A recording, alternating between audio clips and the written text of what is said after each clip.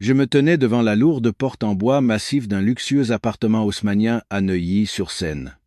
La fatigue accumulée durant mon vol pour Paris s'est dissipée en un instant, remplacée par un sentiment de désarroi incompréhensible. J'ai inséré la clé dans la serrure, tourné une fois, puis deux, mais la porte est restée aussi inébranlable qu'une muraille de forteresse, fermée à double tour. Convaincu de ne pas pouvoir m'être trompé, j'ai réessayé, mais le résultat fut identique. La porte était verrouillée de l'intérieur. Une angoisse diffuse a commencé à m'envahir. J'étais rentré un jour plus tôt pour faire une surprise à mon mari Antoine. Après 7 ans de mariage, ces surprises romantiques s'étaient raréfiées. Mais je voulais raviver la flamme entre nous. Finalement, la première surprise fut pour moi. J'ai sorti mon téléphone et composé le numéro d'Antoine. La sonnerie, longue et stridente, s'est répétée. Il n'a décroché qu'après la 5e sonnerie. Sa voix semblait embarrassée et pressée. « Allô, Camille? Tu as fini ton travail? Oui, je viens d'arriver. Je suis devant notre porte. Pourquoi est-elle verrouillée de l'intérieur ?» J'essayais de garder une voix aussi calme que possible. Un silence de quelques secondes s'est installé au bout du fil. Je pouvais entendre faiblement le bruit des vagues et une musique forte. Antoine n'était pas dans une salle de réunion. Mon cœur s'est mis à battre la chamade. Ah, je suis en pleine réunion, avec un partenaire important. Je ne pense pas rentrer avant tard ce soir. Prends un taxi et va passer la nuit chez tes parents. J'arrive dès demain. Sa voix était pleine de mensonges. Chaque mot qu'il prononçait était une aiguille qui transperçait ma confiance. Où est cette réunion pour qu'il y ait autant de bruit? On dirait le bord de mer? Ai-je demandé, suspicieuse. Un frisson glacial m'a parcouru l'échine. On a un séminaire à Nice, sur la promenade des Anglais. Ah, mon patron m'appelle. Je dois raccrocher. Je te rappelle ce soir. Je t'aime. Il a coupé court à la conversation avant que je ne puisse poser d'autres questions. Je t'aime. Jamais ces 3 mots n'avaient résonné de manière aussi fausse et écœurante dans ma tête. Je les avais entendus des milliers de fois au cours des 7 dernières années, mais jamais ils ne m'avaient donné la nausée comme aujourd'hui. Sans force, j'ai tiré ma valise vers l'entrée de l'immeuble, m'apprêtant à appeler un taxi pour aller chez mes parents. C'est alors que le concierge de l'immeuble, faisant sa ronde, m'a aperçu et salué chaleureusement. « Ah, Madame Dubois, vous voilà de retour de votre voyage d'affaires. Vous avez bonne mine. »« Oui, Monsieur Martin, bonjour. Je viens d'arriver. » J'ai esquissé un sourire forcé. « Monsieur Martin, par hasard, y avait-il quelqu'un chez nous aujourd'hui ?»« Comment? Vous n'êtes pas parti en voyage avec votre famille ?» a-t-il demandé, me regardant avec des yeux ronds de surprise. « Hier matin encore, j'ai vu Monsieur de Valois partir pour l'aéroport avec sa femme et toute sa famille. Il se vantait d'emmener tout le monde à Saint-Tropez pour une semaine pour fêter une bonne nouvelle. Il y avait aussi une jeune et jolie demoiselle, sa nouvelle petite amie, paraît-il. Elle attend un heureux événement, alors ils sont tous partis se reposer. J'ai même félicité Monsieur de Valois père, qui va bientôt avoir un petit-fils pour assurer la lignée. Chaque mot du concierge était un coup de marteau sur ma tête. Bonne nouvelle, petite amie, grossesse, Saint-Tropez, toute la belle famille. Mon esprit était un enchevêtrement d'informations confuses et horribles. Le rideau de mensonges minutieusement tissé par mon mari et sa famille venait d'être déchiré par un tiers innocent. Je ne me souviens pas comment j'ai pris congé du concierge. Quand j'ai repris mes esprits, j'étais de nouveau devant cette porte en bois massif, une détermination effrayante dans le regard. Il fallait que j'entre dans cet appartement. Il fallait que je connaisse la vérité. J'ai appelé un serrurier. Ma voix était froide et résolue, à un point qui me surprenait moi-même. La douleur et la trahison se condensaient lentement, se transformant en une force obscure prête à tout détruire. La tempête dans mon cœur ne faisait que commencer. Après avoir peiné pendant près de 20 minutes, le serrurier, essuyant la sueur de son front, a empoché son argent et est parti précipitamment, comme s'il avait senti l'atmosphère suffocante qui m'oppressait. Avec un bruit sourd, la serrure a cédé. J'ai poussé doucement la porte et suis entré dans ce que j'avais toujours fièrement appelé mon foyer. L'odeur des lits que ma belle-mère faisait livrer par un fleuriste chaque semaine m'a piqué les narines. Mais aujourd'hui, même ce parfum me donnait la nausée. L'appartement était vide, mais des traces d'un départ précipité étaient visibles partout. Quelques coussins du canapé étaient en désordre, un verre d'eau à moitié vide était posé sur la table basse. Mon cœur battait à tout rompre alors que je m'approchais du mur où étaient accrochées nos photos de famille. Et là, je me suis figé. Parmi les photos de notre mariage et de nos voyages de ces dernières années, un nouveau cadre avait été placé à la place d'honneur. Sur la photo, toute la belle famille souriait radieusement à l'aéroport. Mon beau-père, ma belle-mère, mon beau-frère et sa femme, et Antoine. Ils se tenaient au centre, un bras autour de l'épaule de sa mère, l'autre en serrant la taille d'une jeune femme inconnue. La femme affichait un sourire triomphant, son ventre visiblement arrondi sous une robe légère mise en évidence. Il ressemblait à une vraie famille, parfaite et heureuse. Et moi, l'épouse légitime, je n'étais qu'une pièce superflue, une simple spectatrice. Un frisson glacial m'a parcouru. J'ai mis une main sur ma bouche pour étouffer un sanglot. J'ai titubé jusqu'au bureau d'Antoine, où se trouvait l'ordinateur que nous partagions. De mes doigts tremblants, j'ai tapé le mot de passe, la date de notre anniversaire de mariage. À peine l'écran allumé, mes yeux sont tombés sur une confirmation de réservation pour un palace 5 étoiles à Saint-Tropez. Nom du réservant. Antoine de Valois. Hôte. Antoine de Valois, Élodie Martin. Suite couple vue sur mer. Durée, 1 semaine. Une larme chaude a finalement coulé sur ma joue. J'ai cliqué sur l'application de cloud familial partagée. Cet espace même que je montrais fièrement à mes amis comme le témoin de nos moments heureux. Et le véritable enfer s'est dévoilé sous mes yeux. Dans un dossier intitulé « Célébration de l'héritier à Saint-Tropez », des centaines de photos avaient été téléchargées. Antoine donnant à manger à cette femme. Ma belle-mère se promenant sur la plage main dans la main avec elle. Son regard était aussi tendre que si elle regardait sa propre fille. Mon beau-père, la main posée sur le ventre de la femme, souriant avec satisfaction. Toute la famille trinquant avec des coupes de champagne. Antoine et cette Élodie étaient assis aux places d'honneur. Ils étaient heureux, joyeux, célébrant leur trahison à mon égard. Dans leur monde, j'étais parfaitement effacé. Je faisais défiler les photos, une par une, sentant mon cœur se déchirer. Il y avait même un gros plan du visage d'Élodie. Elle avait un regard perçant et un sourire faussement innocent mais provocateur. C'était comme si elle me regardait droit dans les yeux, se moquant de ma stupidité et de mon ignorance. Il y avait aussi de courtes vidéos, des éclats de rire animés. La voix de ma belle-mère appelant Élodie, notre belle-fille. La voix d'Antoine promettant de lui donner, à elle et à leur enfant, un statut officiel une fois que tout serait réglé. Tout. Ce tout, c'était moi. L'obstacle sur le chemin de leur bonheur, le problème à résoudre. 7 ans d'amour, 7 ans de dévouement, 7 ans de sacrifice, tout cela avait été échangé contre cette horrible vérité. J'avais été trahi non seulement par mon compagnon de vie, mais par toute sa famille, que je respectais et aimais comme mes propres parents. J'ai refermé l'ordinateur portable avec un bruit sec qui a résonné dans le silence. La vérité était là, cruelle, sans l'ombre d'un doute ou d'une excuse. Les larmes ont cessé.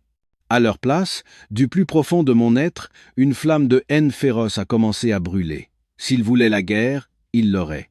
Une guerre que je ne perdrai jamais. Le choc initial passé, un vide effrayant m'a envahi. Je me suis assise sur le sol froid, le dos contre le mur, fixant le vide. Je repassais tout dans ma tête, cherchant les signes que j'avais manqués. Les appels urgents et fréquents d'Antoine, ses voyages d'affaires soudains, les cadeaux coûteux que ma belle-mère exhibait en disant qu'il venait d'un ami d'Antoine. Tout n'était que des pièces d'une comédie élaborée dont j'étais la seule spectatrice ignorante. D'un pas lourd, je suis allé sur le balcon et j'ai respiré profondément l'air nocturne de Paris. Au loin, les lumières de la ville scintillaient, mais à mes yeux, tout semblait gris. C'est alors que j'ai vu ma voisine de l'immeuble d'en face promener son chien. En me voyant, elle m'a fait un signe de la main. « Oh, Camille, vous êtes rentrée.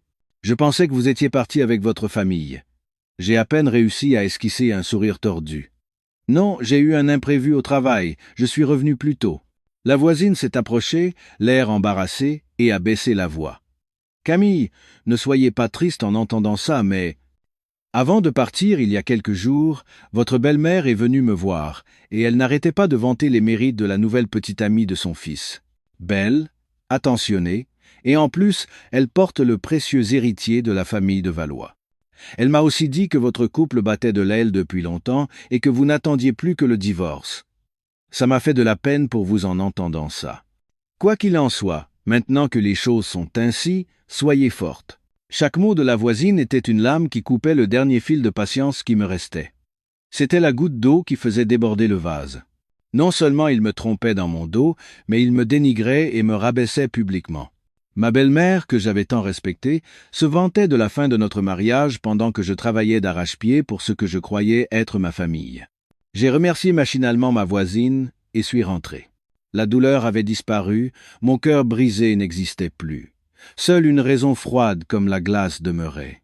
Puisqu'il ne m'avait laissé aucune issue, je n'avais aucune raison de conserver le moindre sentiment pour eux. Ma première action a été de vérifier ma situation financière. J'ai ouvert l'application de ma banque sur mon téléphone. Sur notre compte joint, qui contenait plus de 700 000 euros accumulés en 7 ans, il ne restait que quelques centaines d'euros. L'historique des transactions était rempli de retraits et de virements importants effectués au cours des 2 derniers mois. Tous les jours où j'étais en déplacement professionnel. Le nom du bénéficiaire m'était inconnu. Élodie Martin. Et ce n'était pas tout. J'ai vérifié les cartes de crédit.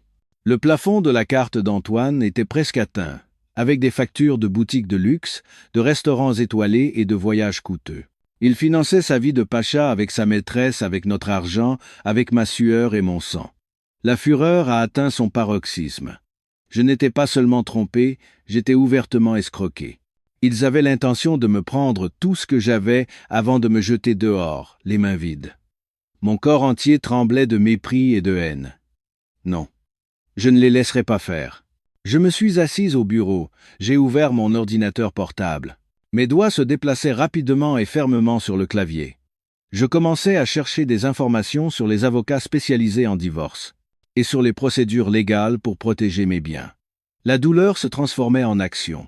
Les larmes cédaient la place à un plan de vengeance méticuleux et cruel. Ils m'avaient appris une leçon coûteuse sur la trahison. Il était temps pour moi de leur enseigner une leçon sur les conséquences. La nuit était complètement tombée sur Paris, mais je n'ai pas pu fermer l'œil. Le grand appartement ressemblait maintenant à une prison glaciale. Je ne pouvais plus y rester une seconde de plus. J'ai rassemblé quelques vêtements et les documents les plus importants dans une petite valise. Avant de partir, j'ai jeté un dernier regard à l'appartement. La photo de notre mariage accrochée au mur semblait se moquer de moi. Sans la moindre hésitation, je l'ai décrochée et l'ai jetée à la poubelle. Une rupture. Il fallait une rupture parfaite. J'ai conduit sans but. Les larmes coulaient sans cesse. Finalement, la voiture s'est arrêtée au seul endroit auquel je pouvais penser à ce moment-là. La maison de mes parents. En me voyant débarquer au milieu de la nuit, dans un état pitoyable, ma mère a été horrifiée. Elle m'a serré dans ses bras, me demandant avec inquiétude. « Camille, que se passe-t-il? Il est arrivé quelque chose? Où est Antoine ?» Je ne pouvais rien dire. Je me suis contenté de pleurer dans les bras chaleureux de ma mère. Mon père, sorti de son bureau, s'est figé en me voyant. Ayant travaillé toute sa vie comme avocat, confronté à toutes sortes de personnes et d'affaires, il a tout de suite compris qu'un drame s'était produit. « Entre. Raconte-nous tout, doucement, à maman et à moi. » Sa voix était basse, chaleureuse, et avait un pouvoir étrangement apaisant. Dans le salon, sous la lumière jaune, j'ai tout raconté, de la porte verrouillée au voyage de la belle famille à Saint-Tropez, de la maîtresse enceinte aux photos, jusqu'au compte en banque vidé. J'ai commencé en sanglotant, mais ma voix est devenue de plus en plus claire et ferme. Les pleurs du début se sont transformés en une colère lucide.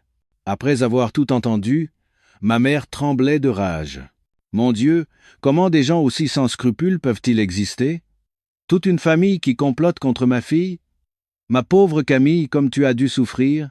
Elle m'a serré dans ses bras en pleurant. Mon père est resté silencieux.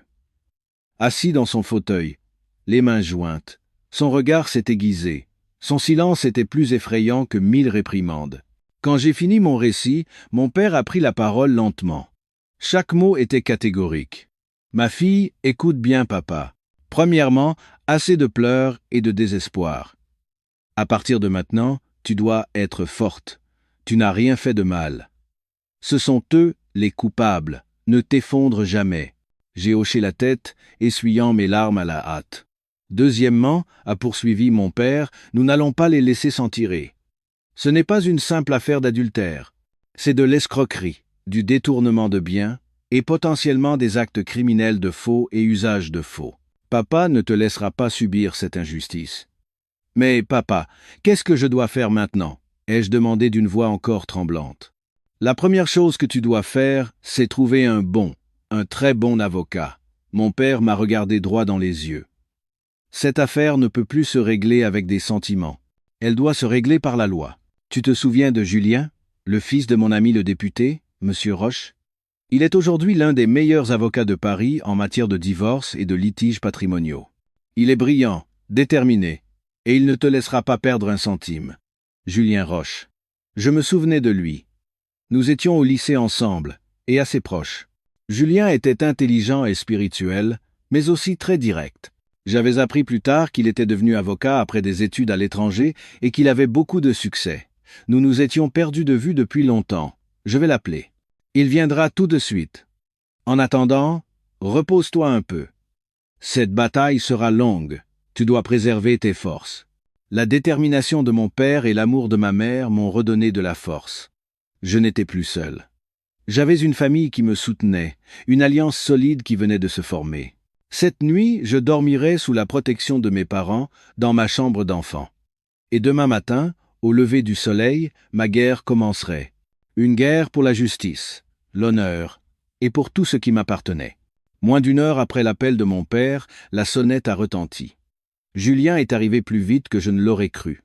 L'ami d'école, maigre et dégingandé avec ses grosses lunettes, était devenu un homme adulte, imposant, vêtu d'un costume de marque.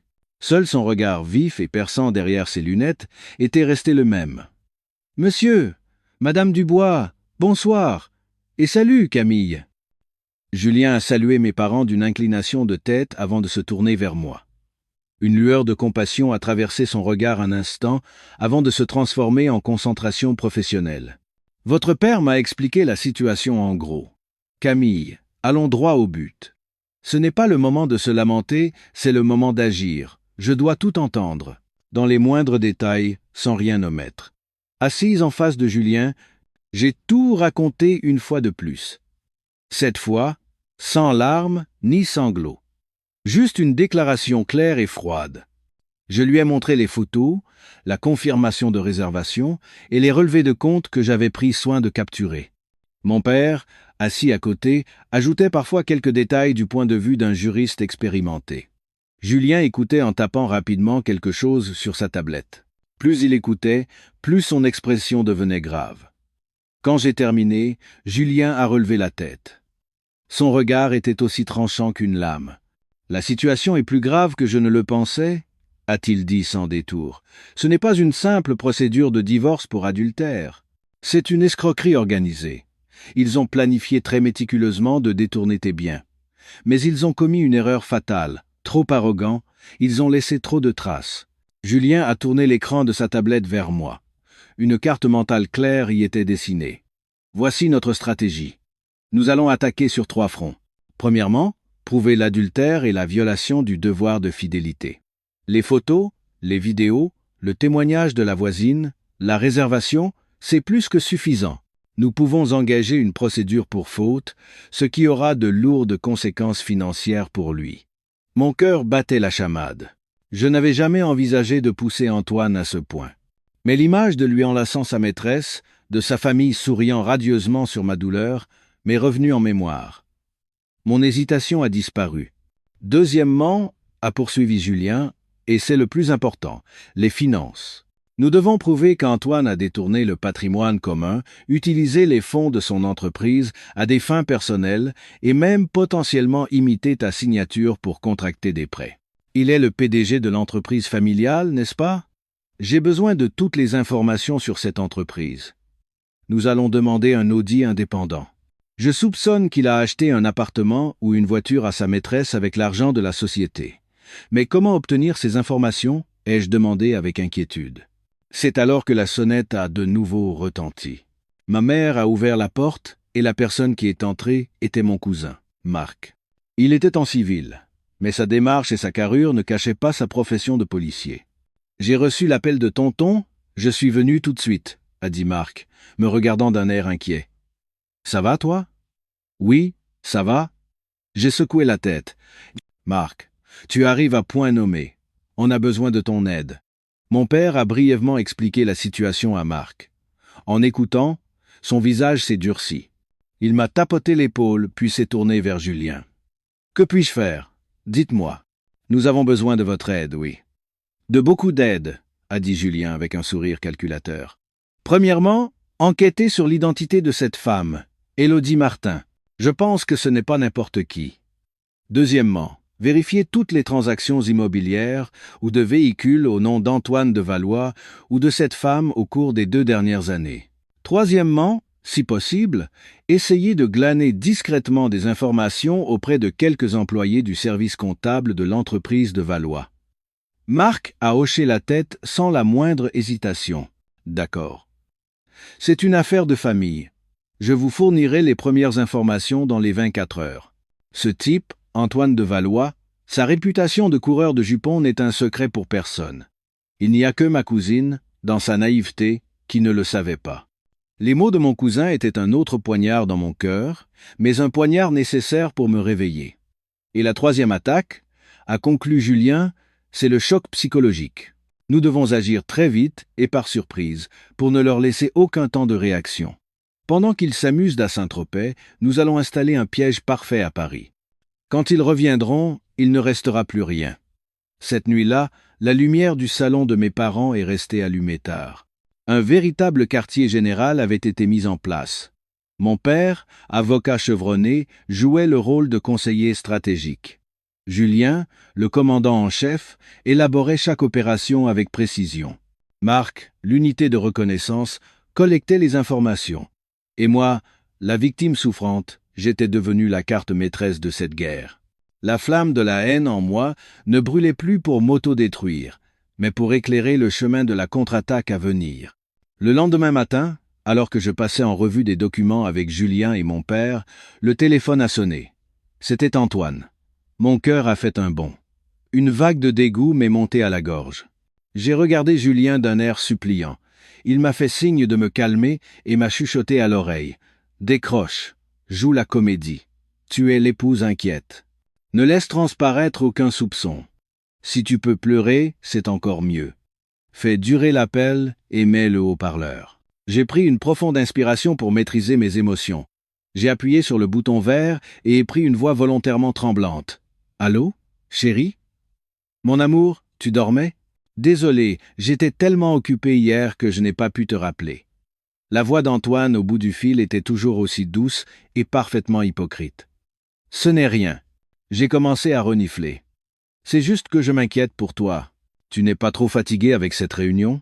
Prends soin de ta santé. » Julien a levé le pouce pour me signifier que je jouais mon rôle à la perfection. « Je vais bien. Le travail est presque terminé. Je devrais pouvoir te rejoindre après-demain. » Il mentait sans sourciller. « Tu es bien chez tes parents, n'est-ce pas? » « Oui, je suis chez eux. » J'avais peur de rester seul à la maison. J'ai continué ma comédie, ajoutant une touche de fragilité et de minauderie, comme je le faisais autrefois avec lui. « Chérie, j'ai vérifié notre compte joint hier, et il me semble qu'il y a un problème. Il manque beaucoup d'argent. Je suis inquiète. » J'ai lancé une sonde. Un silence de quelques secondes s'est installé au bout du fil. Je pouvais imaginer son visage paniqué. « Ah, ça, c'est de l'argent que j'ai utilisé pour un gros investissement. Je voulais te faire la surprise à mon retour. Ne t'inquiète pas, ça va rapporter le double, le triple. Ma petite femme n'a pas à s'en faire. Ouf, tu me rassures. J'ai cru qu'il y avait un problème.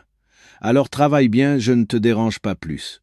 Je t'aime. » À peine le téléphone raccroché, je me suis senti vidé comme après une bataille. Jouer la comédie avec celui qui m'a trahi, dire « je t'aime » à celui que je haïssais jusqu'à la moelle, ce sentiment était pire que la torture. « C'était parfait » m'a dit Julien en me tapotant l'épaule.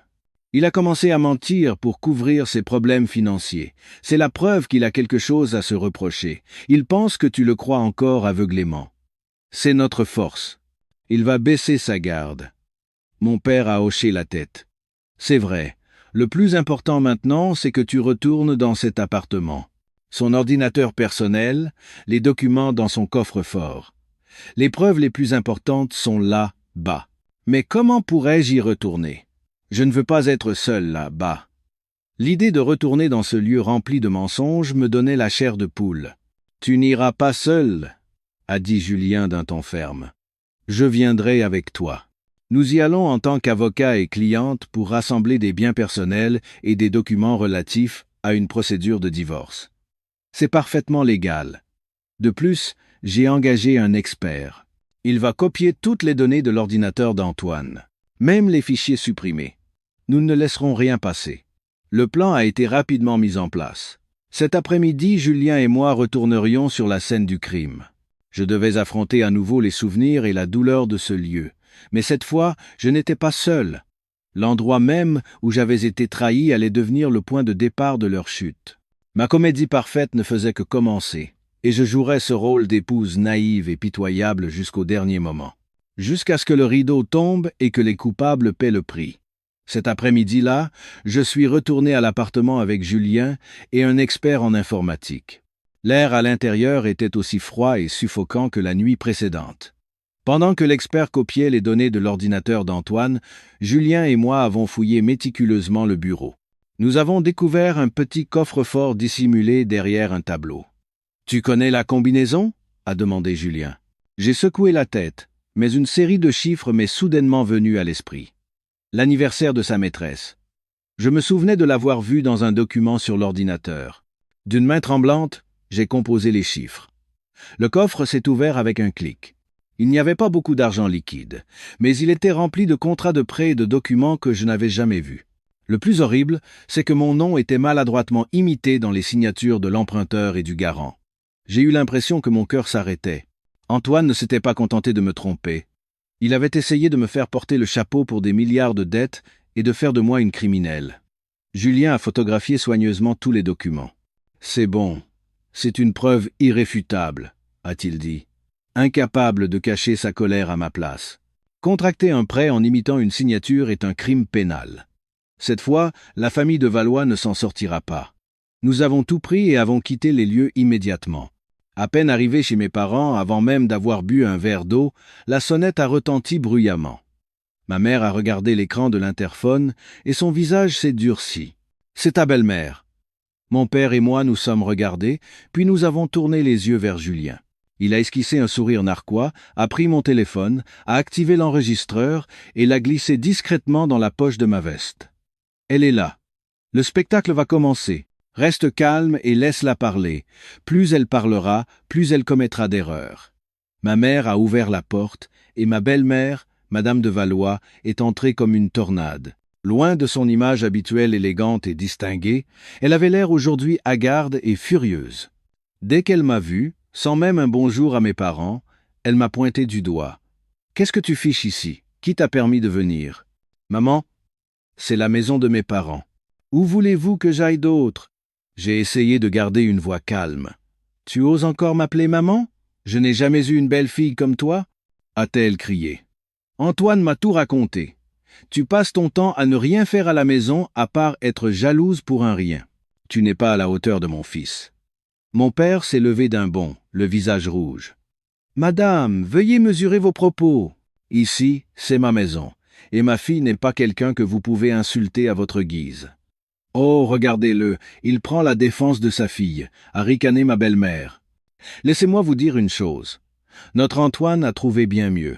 La jeune Élodie est belle, gentille, et elle porte le précieux héritier de notre famille. Votre fille ferait mieux de se retirer discrètement. » Elle a jeté une liasse de papier sur la table. « Voici l'accord de divorce que j'ai préparé. Signe.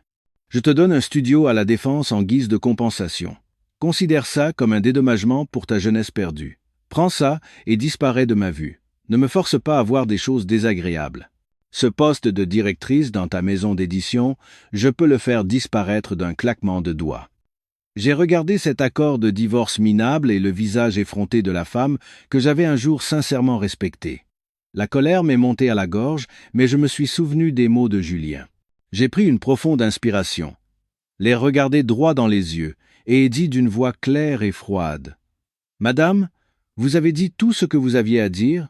Si c'est le cas, veuillez partir. » Je ne signerai pas ce document et je ne prendrai pas votre argent. Et pour le divorce, nous nous verrons au tribunal. Quoi? Elle était sous le choc. Elle n'aurait jamais imaginé que sa belle-fille, toujours douce et soumise, oserait lui parler sur ce ton. Au moment où elle s'apprêtait à crier et à m'insulter à nouveau, Julien est sorti de la pièce. Dans sa main, il tenait son téléphone avec l'écran d'enregistrement allumé. « Madame de Valois, bonjour. Je suis Julien Roche, l'avocat de Madame Dubois. Depuis votre entrée dans cette maison, l'intégralité de votre conversation, y compris vos menaces et vos tentatives de coercition, a été enregistrée. Je pense que cela constituera une preuve très intéressante au tribunal. Merci d'être venu de si loin pour nous offrir un tel cadeau. » Le visage de ma belle-mère est passé du rouge au bleu.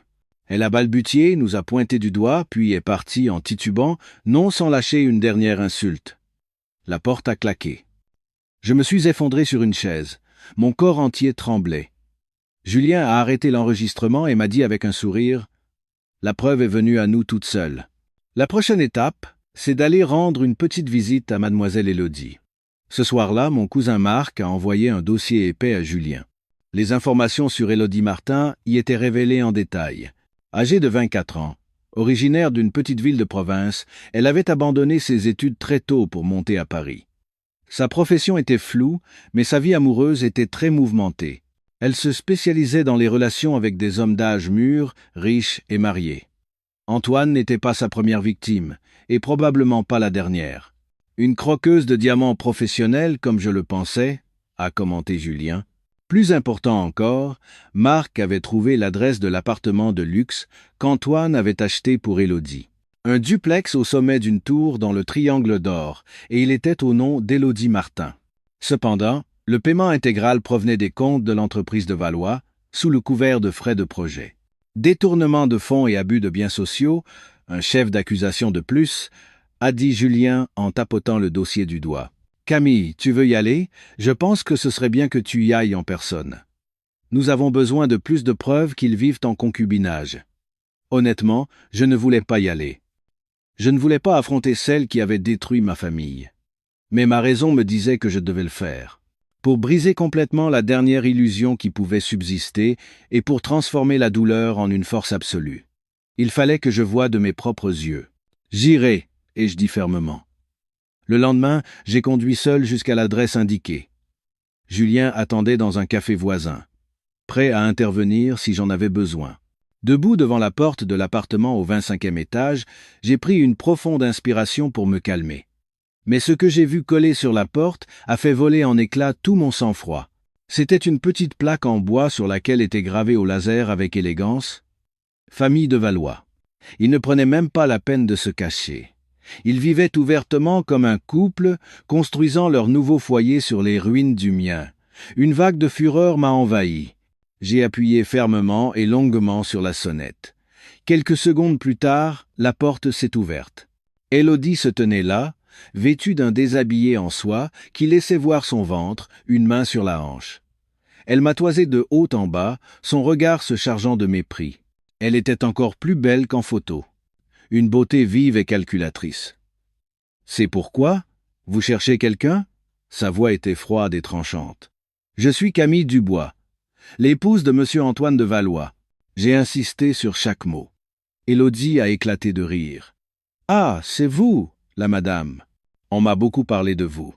Que me voulez-vous? Antoine n'est pas là. Il est très occupé à préparer notre voyage en famille, pour moi et notre bébé. Je ne suis pas venu pour lui. Je suis venu pour vous. »« Pour moi ?» Élodie a haussé un sourcil. « Et que comptez-vous me faire? M'arracher les cheveux? Oh, madame, nous ne sommes plus au Moyen-Âge.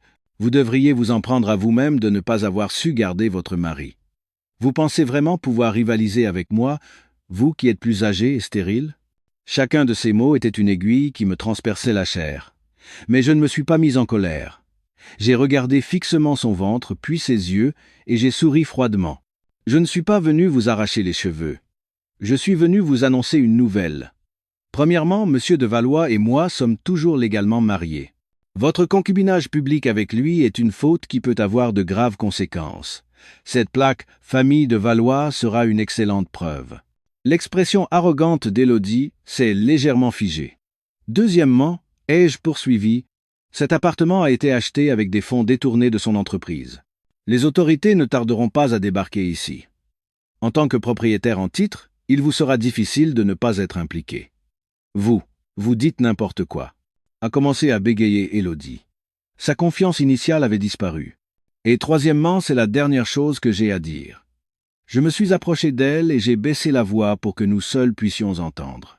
Vous pensez que cet enfant dans votre ventre est votre assurance vie, n'est-ce pas? Ne soyez pas si naïf de croire qu'il fera de vous la nouvelle Madame de Valois.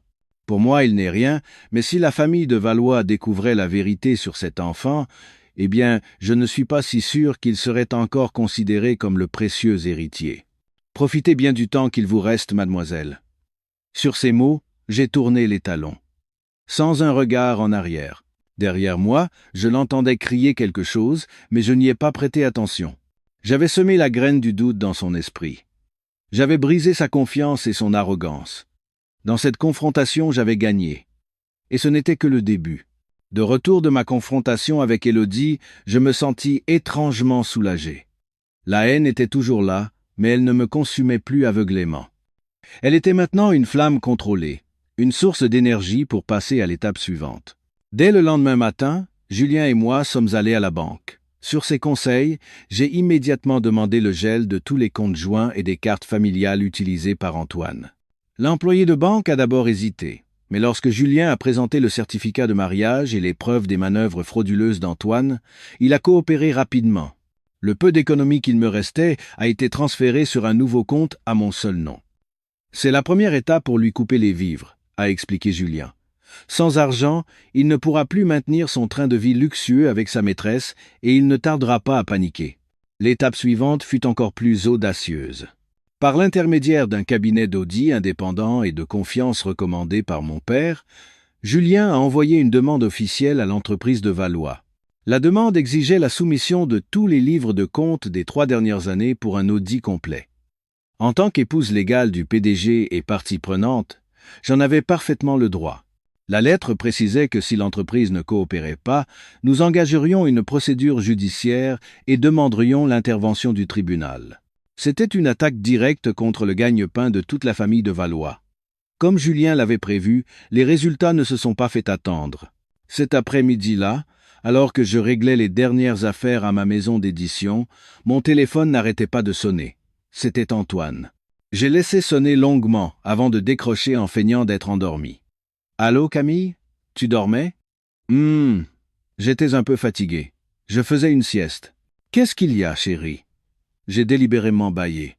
« Camille, c'est la catastrophe !» La voix d'Antoine n'avait plus rien de sa douceur hypocrite. Il était en état de panique réelle. « Toutes mes cartes, absolument toutes, sont bloquées. Je ne peux ni retirer d'argent, ni payer.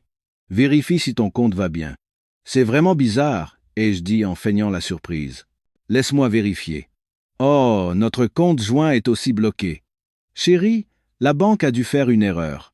Ou peut être qu'il y a un problème avec ton fameux investissement et qu'ils ont bloqué les fonds temporairement pour vérification. » J'ai habilement retourné la responsabilité contre lui. Un silence s'est installé au bout du fil. Il devait être en sueur. Le gros investissement qu'il avait inventé se retournait maintenant contre lui. « Ce doit être ça, » a dit Antoine d'une voix inquiète. « Je vais appeler la banque pour vérifier. Mais dis-moi, Camille. Un cabinet d'audit est venu à l'entreprise aujourd'hui pour demander les livres de compte. Ce n'est pas toi qui as fait ça. Par hasard? Un audit? Je ne suis au courant de rien, ai-je répondu innocemment. Notre entreprise est sérieuse. Ce doit être un audit de routine. Ne t'inquiète pas trop. Profite bien de ton voyage. Je m'occupe de tout à la maison. » J'ai raccroché et j'ai souri froidement. Je m'occupe de tout. Oui, je vais m'occuper de toi et de ta famille avec le plus grand soin. Je vais couper vos tentacules un par un et vous laisser vous noyer dans le marécage de mensonges et de cupidité que vous avez vous-même créé. La première contre-attaque avait été un succès total. Il ne me restait plus qu'à observer comment le poisson qui avait mordu à l'hameçon allait se débattre. Au cours des jours suivants, Antoine a continué à m'appeler. Parfois, il essayait de m'amadouer avec des mots doux, d'autres fois, il se mettait en colère et me questionnait, mais à chaque fois, je jouais parfaitement mon rôle d'épouse naïve et ignorante. Pendant ce temps, à Paris, notre machine de vengeance fonctionnait sans accroc et sans pitié. Un soir, Julien m'a appelé d'une voix pressante. « Camille, je viens d'avoir une nouvelle information. Antoine de Valois, ce salaud, essaye de faire une domiciliation administrative pour ses parents et son frère dans ton appartement. » Mon cœur a raté un battement. Pourquoi faire? Pourquoi faire? Pour légitimer leurs revendications sur l'appartement. La voix de Julien était tranchante. L'appartement est un bien commun, mais le titre de propriété est à ton seul nom. Si toute sa famille est officiellement domiciliée, ils utiliseront ça comme prétexte au tribunal plus tard. Ils diront que c'était la seule résidence de toute la famille, qu'ils ont contribué aux rénovations. Ils peuvent inventer n'importe quoi. Nous devons les en empêcher immédiatement. Que doit-on faire? Ai-je demandé avec inquiétude. Ne t'inquiète pas, je m'y attendais. Et c'est le moment d'utiliser notre carte maîtresse, a dit Julien d'une voix pleine de confiance. Tu te souviens des contrats de prêt avec ta signature imitée que nous avons trouvés dans le coffre? Ce n'est pas seulement une preuve de fraude, c'est aussi la preuve du caractère sans scrupule de toute cette famille. Nous n'allons pas seulement bloquer leur domiciliation, nous allons faire geler leurs actifs en signalant une fraude massive. Geler leurs actifs? J'étais stupéfaite. C'était une attaque dévastatrice. Cela rendrait une famille entière incapable d'effectuer la moindre transaction financière, d'acheter ou de vendre quoi que ce soit. C'est possible, ma voix tremblait. Pour d'autres, ce serait difficile, mais pour nous, c'est possible, a ri Julien. Ton cousin, l'inspecteur Marc Fournier, est la clé. Le lendemain matin, je me suis rendu au commissariat avec Julien et Marc. Marc a usé de son statut et de ses relations pour nous obtenir un rendez-vous direct avec le commissaire. Dans l'atmosphère solennelle de son bureau, j'ai exposé tous les faits, de l'adultère d'Antoine à la fraude financière, en passant par leur complot pour s'emparer de l'appartement. Julien, en tant qu'avocat, a ajouté des arguments juridiques percutants. Mais le coup de grâce fut le dossier que Marc a posé sur le bureau. « Monsieur le commissaire, voici la preuve que monsieur Antoine de Valois a, à plusieurs reprises, falsifié les documents et la signature de son épouse, madame Dubois, pour effectuer des transactions et des prêts illégaux de plusieurs millions d'euros. Cet acte démontre une intention frauduleuse et un enrichissement sans cause. Actuellement, la famille de Valois tente de s'approprier les biens de madame Dubois. Nous avons des raisons de croire que d'autres activités illégales pourraient être liées à cette famille. Par conséquent, afin de prévenir de nouveaux actes illicites et de coopérer à l'enquête, nous demandons officiellement le gel préventif des actifs de tous les membres de la famille de Valois en vertu des lois sur la lutte contre le blanchiment d'argent et la fraude.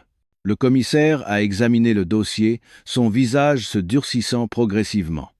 Il m'a regardé avec un air de compassion, puis a hoché la tête en direction de Marc. Entendu. Je m'occuperai personnellement de ce dossier. Soyez sans crainte, tout sera traité avec la plus grande rigueur, conformément à la loi et au règlement. En sortant du commissariat, le soleil de Paris était éblouissant, mais j'ai senti un frisson me parcourir. Je venais de porter un coup fatal à toute cette famille. Je venais de leur retirer leur pouvoir financier, l'un de leurs droits les plus fondamentaux. Ils allaient bientôt se rendre compte que sans argent, ils n'étaient plus rien. Leurs vacances allaient se terminer dans un cauchemar qu'ils n'auraient jamais pu imaginer. Pendant que la famille de Valois se débattait à Saint-Tropez, piégée avec des cartes de crédit inutiles et un avenir administratif incertain, j'ai décidé de porter le coup de grâce. Cette attaque ne serait pas simplement juridique ou financière, mais psychologique, leur coupant toute retraite. « Je veux vendre l'appartement », ai-je dit à Julien dans son bureau. Julien a failli laisser tomber sa tasse de café. « Quoi? Vendre l'appartement maintenant? »« Oui, je vais le vendre immédiatement. » ai-je dit d'une voix sans la moindre hésitation. C'est ma propriété. Leurs actifs sont gelés. Ils n'ont aucun moyen de m'en empêcher. Je veux qu'à leur retour, ce ne soit pas une maison familière qui les accueille, mais une porte avec un nouveau propriétaire. Julien m'a regardé avec un mélange de surprise et d'admiration. « Tu es vraiment cruel, mais j'adore ça. C'est le meilleur coup possible. » Non seulement tu sécurises une somme importante pour commencer une nouvelle vie, mais tu détruis complètement le symbole de leur succès, ce qu'ils considéraient comme leur foyer. Ça va briser leur volonté. Mais vendre un appartement de 4 millions d'euros ne se fait pas du jour au lendemain, a dit mon père inquiet. Je ne le vendrai pas à 4 millions, ai-je répondu. Je le vendrai à 3, 8 millions. à condition que la transaction soit finalisée en une semaine. Il y a certainement des acheteurs riches et pressés qui ne regarderont pas à la dépense. Je veux que tout soit réglé rapidement, avant qu'ils n'aient le temps de réagir. Le plan a été mis en œuvre immédiatement. Grâce au réseau de Julien et de mon père, l'information qu'un luxueux appartement, juridiquement irréprochable, était en vente à un prix exceptionnel s'est répandue dans le milieu de l'immobilier de luxe. Comme je l'avais prévu, en 2 jours, un homme d'affaires du secteur du commerce international nous a contactés. Il avait un besoin urgent d'une résidence de prestige pour accueillir des partenaires étrangers et a été séduit par l'emplacement idéal et le prix imbattable. 1 semaine plus tard, j'étais assise chez le notaire, signant l'acte de vente. En écrivant mon nom sur le papier, des émotions complexes m'ont envahi. C'était l'endroit où j'avais construit de beaux souvenirs, où j'avais rêvé d'une famille heureuse. Mais c'est aussi là que la trahison avait germé et grandi. Maintenant, je l'effaçais de mes propres mains. Aucun regret. Seulement la légèreté de quelqu'un qui se débarrasse d'un lourd fardeau. 3 800 000 €. Une somme colossale a été versée sur des comptes sécurisés mis en place par Julien. J'avais complètement coupé leur chemin de retour. Désormais, la famille de Valois avait non seulement perdu son argent et son honneur, mais aussi son toit. Ils étaient officiellement devenus des sans-abri. Que ressentiraient-ils en sortant de l'aéroport, épuisés, pour se retrouver devant une porte appartenant à de nouveaux propriétaires? Le sentiment d'avoir été dépossédé de tout.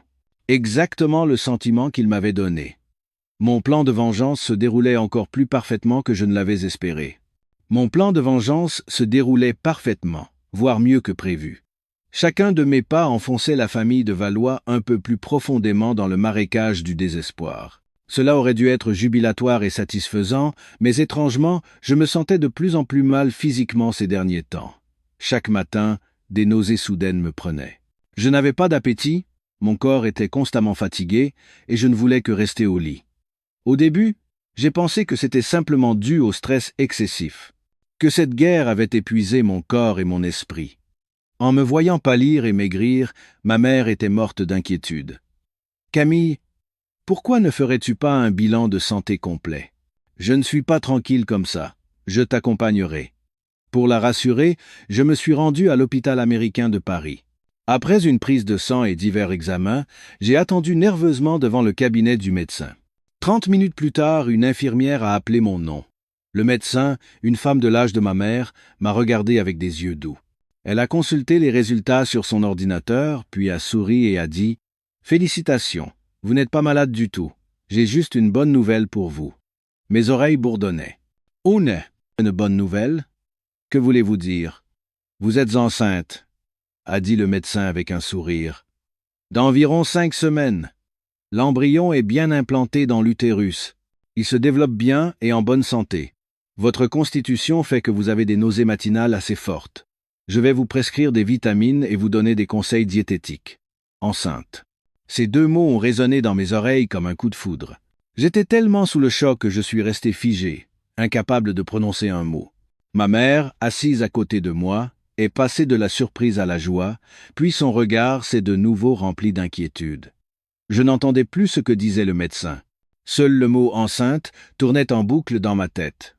Une petite vie grandissait en moi. La vie, fruit de ce mariage frauduleux. C'était mon enfant, mais c'était aussi l'enfant d'Antoine de Valois. Tout mon plan de vengeance, ma haine, ma détermination d'acier, tout semblait s'effondrer en un instant. Que devais-je faire de cet enfant? Le garder? Garder le sang de celui qui m'a trahi et piétiné, et devoir me remémorer chaque jour cette douleur inoubliable en le regardant, mais m'en débarrasser. L'idée me donnait la chair de poule. C'était mon enfant, ma chair et mon sang. Je ne pouvais pas être aussi cruel. Je suis sorti de l'hôpital comme une automate. Ma main serrait inconsciemment l'échographie où l'on voyait un petit point noir. Un tout petit point noir, mais qui pesait 1 tonne et faisait tout basculer. Ma guerre venait de devenir bien plus complexe que je ne l'avais jamais imaginé. Je ne me battais plus seulement pour moi-même. Je devais maintenant décider du destin d'une vie innocente. Mon chemin, soudain, semblait plus flou et plus sombre que jamais. Les jours qui ont suivi la découverte de ma grossesse ont été les pires. Je me suis enfermé dans ma chambre, ne voulant voir personne, y compris mes parents. Un conflit intérieur me déchirait. D'un côté, mon instinct maternel s'éveillait, voulant protéger cette petite vie en moi. De l'autre, ma raison criait que cet enfant était une erreur, le lien d'une relation maudite qui me liait à la famille de Valois. Mon plan de vengeance approchait de son apogée, mais l'arrivée de cet enfant me faisait hésiter. Que faire? Alors que je me débattais dans un abîme de désespoir, un numéro inconnu m'a appelé.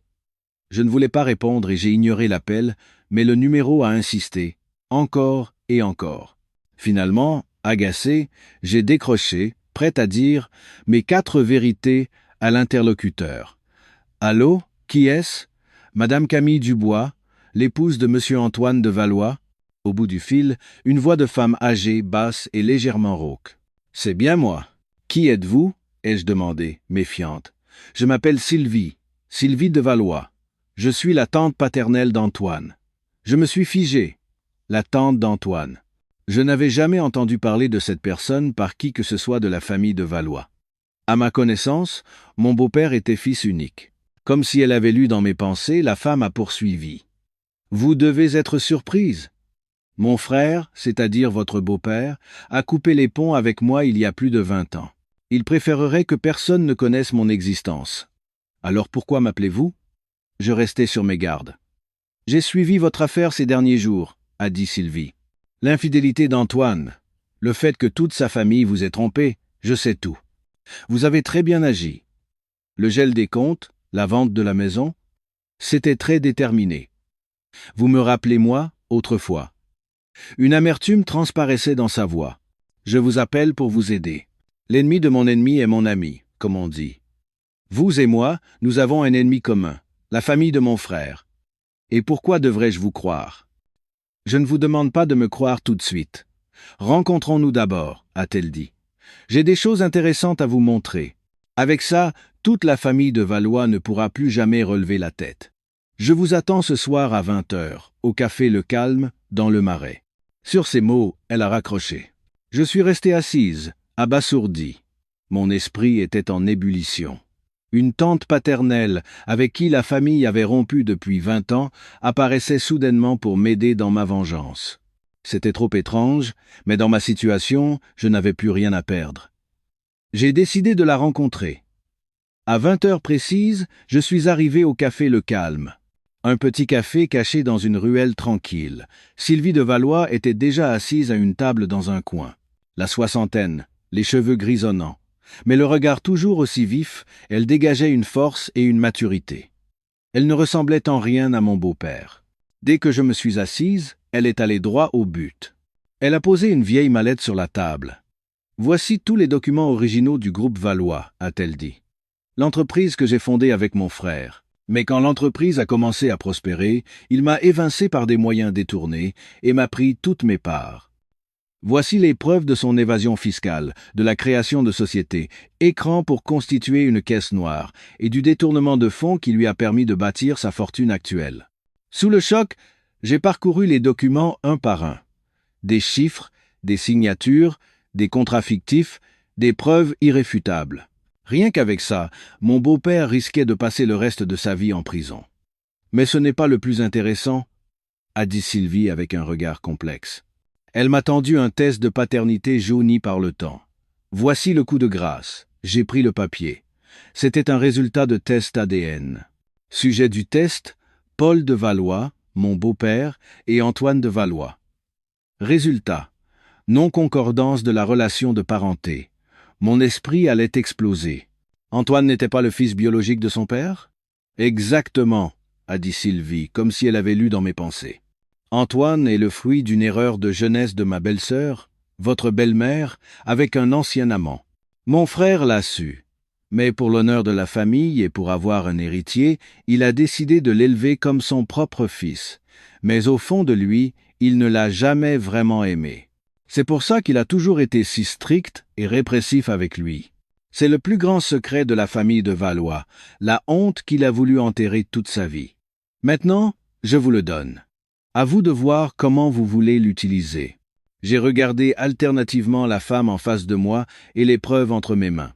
La confusion concernant l'enfant dans mon ventre a disparu en un instant, remplacée par une détermination glaciale. Sylvie venait de me donner l'épée la plus aiguisée. Et avec cette épée, j'allais mettre un point final à tout cela. Les vacances de la famille de Valois se sont terminées en catastrophe. Ils ne sont pas revenus en classe affaires comme à l'aller, mais en pleine nuit, sur un vol low cost, après avoir emprunté de l'argent de toutes parts. Tous leurs comptes étaient gelés. Leurs cartes de crédit n'étaient plus que des morceaux de plastique inutiles. Ils sont rentrés emplis de colère, de fatigue et d'une confusion extrême. Le premier choc les a frappés lorsque le taxi qui les transportait s'est arrêté devant l'immeuble. La porte familière avait été remplacée par une autre, plus moderne. Et pire encore, une famille inconnue était en train de décharger ses cartons. « Qu'est-ce que c'est que cette histoire ?» a hurlé mon beau-père, Paul de Valois. « Qui ose entrer chez moi ?» Le nouveau propriétaire, l'homme d'affaires, les a regardés d'un air perplexe. « Chez vous ? Vous devez faire erreur. Cette maison est la mienne. J'en ai fait l'acquisition légalement, acte notarié à l'appui. »« Acheté ? À qui ?» a crié ma belle-mère, le visage blême. « À l'ancienne propriétaire, Madame Camille Dubois, » a répondu l'homme. Le nom de Camille Dubois leur est tombé dessus comme la foudre. Antoine, comme s'il avait perdu la tête, est resté figé sur place. Cette femme a osé vendre la maison? Elle a osé couper la route du retour à toute sa famille? Humiliée et chassée, la famille de Valois a dû se loger dans un motel bon marché. Le deuxième choc est survenu lorsque le patriarche a échoué à retirer de l'argent de ses comptes secrets. En se rendant à la banque, on lui a notifié que les actifs de toute la famille étaient gelés en raison d'une enquête policière, rendant toute transaction impossible. Ayant perdu leur maison, leur argent, et même leur statut de citoyen capable d'agir financièrement, le désespoir et la colère ont atteint leur paroxysme.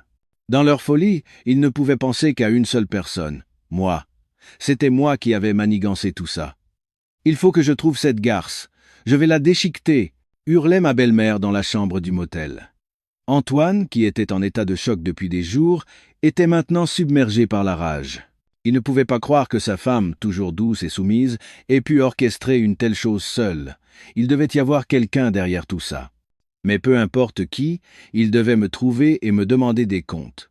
« Très bien. Allons à son bureau, » a dit Antoine en serrant les dents. « Je vais lui demander pourquoi elle a fait ça à notre famille. Je vais lui dire de tout remettre en ordre. » Il ne savait pas que c'était exactement ce que j'attendais. Le lendemain matin, je suis allé travailler, comme d'habitude. Mais aujourd'hui, j'étais prête. Julien avait posté 2 gardes du corps en civil à proximité. Mon cousin Marc avait également contacté le poste de police local pour qu'il soit prêt à intervenir à son signal. Dans la grande salle de réunion de l'entreprise, un projecteur était prêt, connecté à mon ordinateur portable. Cet ordinateur contenait toutes les preuves. J'avais tendu un piège parfait, et les papillons de nuit insensés se précipitaient droit vers la flamme. Assise à mon bureau, j'ai bu une gorgée de tisane à la camomille pour me calmer. Mon esprit était imperturbable. Le rideau du dernier acte allait bientôt se lever. J'étais la metteuse en scène, et la famille de Valois, les acteurs principaux de la tragédie de leur propre vie. Juste avant de quitter la maison pour le bureau, j'ai reçu un appel de Marc. Sa voix était excitée. « Camille, j'ai les résultats. Un cadeau spécial pour le moment décisif. »« Quel résultat, Marc ?» ai-je demandé, sentant mon cœur battre plus vite. Quelques jours auparavant, après avoir semé le doute dans l'esprit d'Élodie, j'avais demandé à Marc de se procurer des échantillons de cheveux d'Antoine et de son jeune frère, ainsi qu'un fragment d'ongle qu'Élodie avait négligemment laissé dans le taxi lorsqu'elle était venue semer le trouble chez mes parents. Une méthode peu orthodoxe, mais dans cette guerre, je ne reculais devant aucun moyen. Les résultats du test ADN, la voix de Marc était lourde de sens. « Je viens de recevoir le rapport du laboratoire. Assieds-toi bien et écoute. L'enfant qu'elle porte. Ce n'est pas le fils d'Antoine de Valois. » Je suis resté figé pendant quelques secondes. « Pas le fils d'Antoine? Alors de qui? » « C'est le fils de son frère, Adrien de Valois. » Un autre choc. Mais cette fois, ce n'était pas douloureux. Au contraire, une jubilation glaciale m'a parcouru. Cette pièce de théâtre avait un rebondissement plus sordide que je ne l'aurais jamais imaginé. La maîtresse, tant chérie d'Antoine, l'héritier tant attendu par toute la famille de Valois, était en fait le fruit d'un inceste et d'une double trahison. Le frère aîné s'amusait avec sa maîtresse, et le frère cadet aussi. Cette famille était pourrie jusqu'à la racine. Merci, Marc. C'est un cadeau précieux, ai-je dit d'une voix froide. Envoie-moi le rapport tout de suite. J'ai immédiatement reçu le fichier. Les lettres et les chiffres qu'il contenait étaient la condamnation à mort de l'orgueil d'Antoine et de sa famille. C'était ça, l'arme de destruction finale. J'avais maintenant tout en main. Des preuves financières et des enregistrements aux secrets les plus intimes. J'ai calmement sauvegardé le fichier du rapport dans un dossier séparé nommé « Final ». Tout était prêt. Je me suis regardé dans le miroir, ajustant ma tenue. Aujourd'hui, je portais un tailleur-pantalon d'un rouge bordeaux profond, la couleur du pouvoir et du sang. Mon visage était maquillé avec soin pour dissimuler la fatigue et ne laisser paraître qu'une expression vive et froide. Je n'étais plus la victime. Aujourd'hui, j'étais la juge. En arrivant au bureau, j'ai demandé à la direction et au chef de service de se réunir dans la grande salle de réunion pour assister à une réunion d'urgence concernant une affaire personnelle, mais qui pourrait affecter la réputation de l'entreprise. La curiosité les a tous fait venir. Je voulais que tout le monde soit témoin de la chute de la famille de Valois. Je voulais qu'ils soient humiliés et couverts de honte publiquement. Le piège était tendu, l'appât lancé, et la bête blessée accourait, folle de rage. Vers 10 heures du matin, la famille de Valois a fait irruption. Sans passer par l'accueil, ils ont foncé à l'étage de mon bureau et ont semé le chaos. En tête, Antoine, le visage rouge de colère et de manque de sommeil, suivi de ses parents et de son frère et sa femme. « Camille Dubois, sors de là !» a hurlé Antoine, sans se soucier des regards choqués de mes collègues. Je suis sorti calmement de mon bureau et les regardai droit dans les yeux. « Pourquoi tout ce vacarme, monsieur de Valois? Tu oses encore faire l'innocente? Ma belle-mère s'est précipitée pour me gifler, mais a été interceptée par un garde du corps. Qu'as-tu fait à notre famille? Pourquoi la maison a-t-elle été vendue? Pourquoi nos comptes sont-ils bloqués? » J'ai souri doucement. Je pense qu'il serait préférable de discuter de ces questions dans la salle de réunion. Il y a trop de monde ici. Et justement, j'ai aussi quelque chose à vous montrer. Sur ces mots, je me suis dirigé vers la grande salle de réunion où les directeurs et mes collègues étaient déjà assis. La famille de Valois, bien que méfiante, a suivi en masse pour obtenir des explications.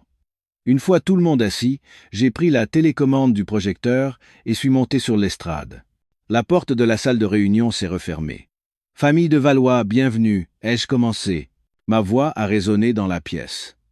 Si je vous ai réunis aujourd'hui, c'est pour vous présenter une petite pièce de théâtre dont votre famille est l'héroïne. Le titre de la pièce est « Trahison ». L'écran du projecteur s'est allumé. La première image montrait des photos d'Antoine et Élodie, tendrement enlacés à Saint-Tropez. Un murmure a parcouru la salle, et le visage d'Antoine est devenu livide. Acte I, l'adultère, ai-je dit d'une voix posée. Pendant notre mariage légal, M. Antoine de Valois a entretenu une relation publique avec Mademoiselle Élodie Martin et l'a mise enceinte. Toute la famille de Valois, au courant de ce fait, l'a non seulement toléré et dissimulé, mais l'a même célébré avec joie. J'ai appuyé sur le bouton suivant. L'écran affichait maintenant les relevés bancaires et les contrats de prêt avec ma signature falsifiée. Acte 2, l'escroquerie. M. Antoine de Valois a détourné des fonds de l'entreprise, siphonné notre patrimoine commun et a imité ma signature pour contracter des prêts de plusieurs millions d'euros. Il est impossible que le président, M. Paul de Valois, n'ait pas été au courant. Mon beau-père s'est levé d'un bond. « Espèce de... Comment oses-tu m'accuser? » « Vous accuser ?» J'ai ri froidement. « Alors écoutons cet enregistrement. » La voix de ma belle-mère a retenti clairement dans les haut-parleurs. « Signe, je te donne un studio à la Défense. Ne me force pas à voir des choses désagréables. Ce poste de directrice dans ta maison d'édition, je peux le faire disparaître d'un claquement de doigts. » Un silence de mort s'est abattu sur la salle. Ma belle-mère a titubé et s'est rassise, le visage exsangue. Et maintenant, le clou du spectacle. J'ai fixé mon regard sur Antoine. Vous étiez très fier de votre enfant à naître, n'est-ce pas? Le précieux héritier de la famille de Valois, pensiez-vous. J'ai appuyé une fois de plus sur le bouton. L'écran affichait le rapport ADN. J'ai lu à voix haute, mot par mot, distinctement. Résultat de l'analyse ADN entre le fœtus de Mademoiselle Élodie Martin et M. Adrien de Valois. Conclusion. La relation de paternité est établie. Toute la famille de Valois s'est figée. Antoine a fusillé son frère du regard. Son expression est passée de l'incrédulité à la folie furieuse. La femme de son frère s'est évanouie sur place. « Ce n'est pas encore fini », ai-je dit d'une voix glaciale. « Il reste un dernier secret. Un secret que M. Paul de Valois a gardé pendant des décennies. J'ai projeté le vieux test ADN que Sylvie m'avait donné. Monsieur Antoine de Valois, ce fils que votre père a toujours réprimé et traité avec sévérité, n'est en fait pas son fils biologique. Ce fut le coup de grâce. Antoine s'est complètement effondré. Il a hurlé comme une bête blessée et s'est rué sur moi pour m'étrangler. « Je vais te tuer !» Mais avant que sa main ne m'atteigne, la porte de la salle de réunion s'est ouverte en grand. La police a fait irruption. « Police! Personne ne bouge !» Mon cousin Marc était en tête, menottant froidement Antoine. « Antoine de Valois, vous êtes en état d'arrestation pour tentative de voie de fait. Paul de Valois, madame, Adrien de Valois, vous êtes priés de nous suivre au commissariat pour escroquerie, détournement de fonds, diffamation et complicité d'adultère. » Toute la famille de Valois a été emmenée sous les regards horrifiés des employés de l'entreprise. La pièce était terminée. En regardant leur silhouette s'éloigner, j'ai posé inconsciemment une main sur mon ventre. La tempête était passée et j'étais la dernière survivante. L'incident à la maison d'édition a eu l'effet d'une bombe. La vidéo de la confrontation, filmée en secret par l'un de mes collègues, a fuité sur les réseaux sociaux. En une nuit, mon histoire est devenue le sujet de toutes les conversations. Les grands journaux en ligne ont titré « Une directrice d'édition révèle l'adultère, l'escroquerie et le secret de naissance choquant de sa belle famille de la haute bourgeoisie ». La tempête médiatique a été violente, mais cette fois, au lieu de m'engloutir, elle m'a porté. L'opinion publique était presque unanimement de mon côté. Les gens m'appelaient « la rose d'acier », louant mon intelligence, ma force et ma détermination. Ils étaient indignés par le comportement de la famille de Valois, condamnant la cruauté d'Antoine, l'effronterie de sa belle-mère et la corruption d'une dynastie. Les communautés féminines se sont emparées de mon histoire, la citant en exemple de la nécessité de se protéger dans le mariage. Au cœur de la tempête, j'ai choisi le silence. J'ai pris un long congé et suis retourné chez mes parents, fuyant toute l'attention médiatique. La seule chose qui m'importait maintenant était la petite vie dans mon ventre. Ce soir-là, j'étais assise dans le salon avec mes parents. Mon père, après avoir lu tous les articles sur moi, m'a regardé longuement. « Ma fille, que comptes-tu faire pour l'enfant maintenant ?» a-t-il demandé d'une voix basse et chaleureuse. Je caressais mon ventre en silence. Ma mère a pris ma main, me regardant avec des yeux pleins d'amour. « Quelle que soit ta décision, maman et papa seront toujours de ton côté. Si tu veux garder cet enfant, nous t'aiderons à l'élever. Ce sera notre petit enfant, le sang de notre famille. Il n'est coupable de rien. » Les mots de ma mère ont fait couler mes larmes. C'était vrai. L'enfant n'était pas coupable. La culpabilité incombait aux adultes. Je m'étais vengé. J'avais fait payer ceux qui m'avaient blessé. Je ne pouvais pas, par haine, priver une vie innocente de son droit d'exister. « Je vais le garder », ai-je dit d'une voix ferme. « Je l'élèverai pour qu'il devienne une personne admirable. C'est mon enfant. Uniquement le mien. » Mon père a hoché la tête avec un sourire soulagé. « C'est une bonne décision. Ma fille est vraiment devenue une adulte. » Pendant ce temps, une autre personne de l'histoire prenait sa propre décision. Élodie Martin, en voyant la vidéo virale et en apprenant que tous les secrets avaient été révélés et que la famille de Valois était ruinée, n'a pas hésité un instant. Avec l'agilité d'une escroc professionnelle, elle a rassemblé le reste de l'argent liquide qu'Antoine lui avait donné, a fait ses valises et a disparu sans laisser de traces. Lorsque la police s'est rendue à son luxueux appartement du Triangle d'Or, elle n'a trouvé qu'une pièce vide et la plaque « Famille de Valois » jetée par terre. Elle s'était enfuie loin, avec de l'argent sale et un fœtus au destin incertain, laissant derrière elle un chaos indescriptible pour ceux à qui elle avait un jour juré son amour. Quelques semaines plus tard, quand tout s'est calmé, j'ai reçu une lettre du centre de détention. C'était d'Antoine. Il voulait me voir. Julien m'a conseillé de ne pas y aller, mais j'étais d'un autre avis. Pour mettre un point final à mon passé, je devais l'affronter une dernière fois. Je me suis rendu à la prison par un après-midi gris. J'ai attendu dans le parloir, assise derrière une épaisse vitre. Quelques minutes plus tard, Antoine a été amené. Je l'ai à peine reconnu. L'homme autrefois grand et arrogant portait maintenant un uniforme de détenu ample, les cheveux coupés courts, les yeux creusés par le manque de sommeil et le désespoir. En me voyant, il s'est précipité vers la vitre. Une faible lueur d'espoir brillait dans ses yeux. « Camille, tu es venue. Je savais que tu viendrais, a-t-il dit d'une voix rauque. Je suis restée assise, sans expression. Camille, je suis désolé. Antoine a éclaté en sanglots tardifs. Je sais que rien de ce que je pourrais dire ne changera quoi que ce soit, mais je suis vraiment désolé. J'ai eu tort. J'étais un déchet, le pire des hommes. Je t'ai trahi, je t'ai blessé. Frappe-moi, insulte-moi, tout me va. S'il te plaît, pardonne-moi. Le pardon? J'ai souri froidement. Tu penses que mon pardon pourrait changer quoi que ce soit? Effacer la douleur dans mon cœur? Permettre à ta famille d'échapper à la justice? Non, je sais que non, a-t-il dit en secouant la tête, désespéré. Je n'ai même pas le droit de te demander pardon, je voulais juste te voir pour te dire quelque chose. Il a regardé mon ventre avec un regard complexe. L'enfant. Tu l'as toujours, n'est-ce pas? Je l'ai regardé sans répondre. Camille, s'il te plaît, a-t-il supplié, les deux mains plaquées contre la vitre. Protège notre enfant. Il n'est coupable de rien. C'est mon sang.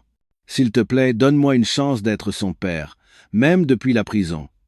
Quand je sortirai, je travaillerai comme une bête toute ma vie pour vous deux. Mon enfant, ai-je corrigé d'une voix froide.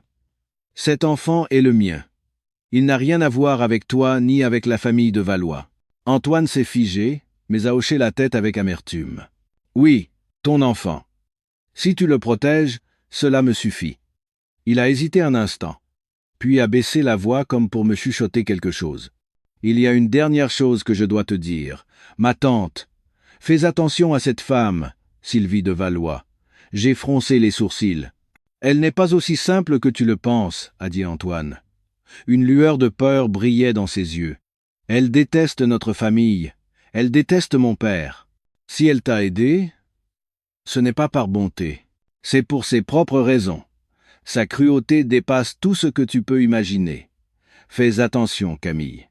Ne deviens pas son prochain pion. Sur ces mots, le temps de la visite était écoulé. Alors que les gardiens l'emmenaient, Antoine n'arrêtait pas de se retourner vers moi, murmurant les mots « Fais attention ». Je suis resté seul, plongé dans des pensées complexes. C'était l'avertissement de quelqu'un en qui je ne pouvais pas avoir confiance, mais il avait semé la graine du doute dans mon esprit. Sylvie de Valois. Qui était-elle vraiment? Mais j'ai rapidement secoué la tête pour chasser ces pensées. Qui qu'elle soit, quels que soient ses motifs, ma guerre était terminée. Désormais, je vivrais pour moi et pour mon enfant. Le passé resterait derrière cette épaisse vitre. 1 an plus tard, j'étais assise sur le balcon de mon joli petit appartement avec vue sur la plage de Deauville, en Normandie. La brise marine caressait doucement mes cheveux, apportant avec elle une odeur saline et une tranquillité surprenante. Paris, avec son bruit incessant et ses souvenirs douloureux, appartenait désormais au passé. J'avais choisi cette agréable ville côtière pour commencer une nouvelle vie. Des gazouillis provenant de la chambre m'ont tiré de mes pensées. J'ai souri et suis rentré. Dans un berceau blanc, un petit ange s'agitait. Elle avait mes grands yeux noirs et ronds et mon nez fin. Je l'ai appelée Clara, souhaitant que sa vie soit toujours claire et libre. La naissance de Clara a guéri toutes les blessures de mon cœur. En la regardant dormir paisiblement, en voyant son sourire insouciant, je savais que la décision de la garder était la meilleure de ma vie. Après la tempête, j'ai réorganisé ma vie avec l'argent de la vente de l'appartement. J'en ai épargné une partie, investi une autre dans quelques terrains à Deauville et utilisé le reste pour écrire. J'ai mis tout mon cœur, ma douleur, ma colère, ma force et mon parcours pour me retrouver dans un livre. Je l'ai intitulé « Renaissance des cendres ». Contre toute attente, il a eu un grand succès. Il a touché le cœur de millions de femmes qui avaient été ou étaient blessées dans leur mariage. Renaissance est devenu un best-seller et a été réimprimé à plusieurs reprises. De directrice d'édition, je suis devenue en un clin d'œil une auteure célèbre et une source d'inspiration. Avec les droits d'auteur, j'ai réalisé un autre de mes vœux. J'ai créé une fondation caritative appelée « La Petite Lueur ». Une fondation qui offre une aide juridique, un soutien psychologique et une aide financière aux femmes vulnérables, victimes de violences conjugales et d'inégalités. La fondation grandit de jour en jour, devenant un pilier solide pour de nombreuses vies malheureuses. Quant à la famille de Valois, ils ont payé un prix très élevé.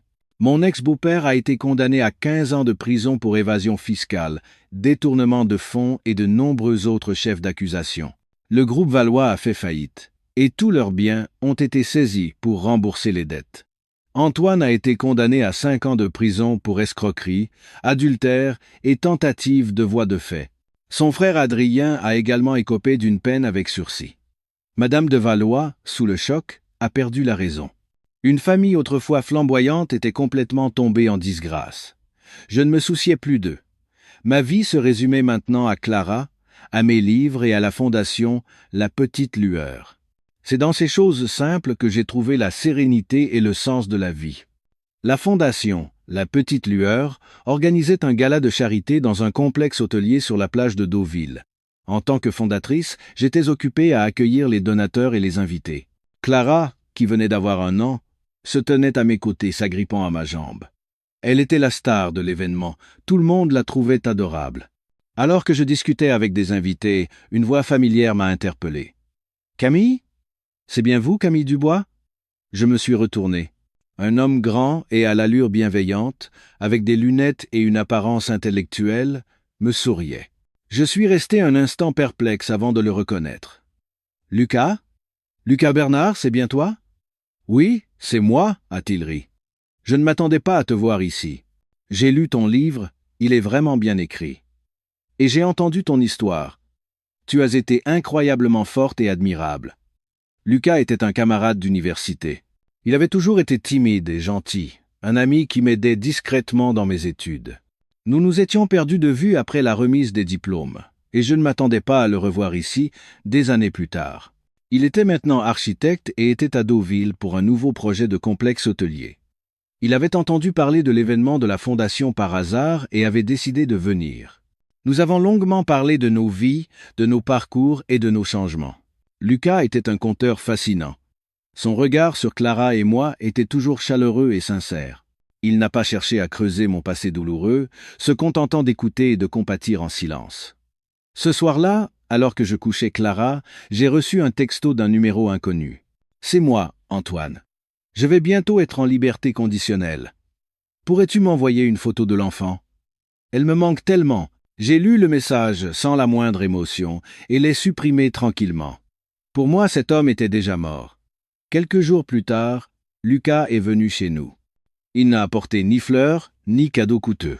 À la place, il a offert à Clara une petite et jolie maquette de maison en bois qu'il avait fabriquée lui-même. La petite a adoré son nouveau jouet, le serrant fort contre elle. Lucas s'est assis par terre et a joué patiemment avec elle. C'était une scène chaleureuse et paisible. Il a levé la tête vers moi et a souri doucement. « Camille, c'est peu, être un peu tôt. Mais si ça ne te dérange pas, est-ce que je pourrais venir vous voir souvent, toutes les deux ?» Je l'ai regardé, puis j'ai regardé Clara qui riait aux éclats.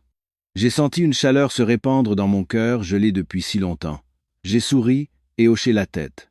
Un nouveau matin se levait sur la belle ville côtière. Plus de tempêtes, seulement le soleil doré, la mer bleue et l'espoir d'un bonheur nouveau, entier et mérité.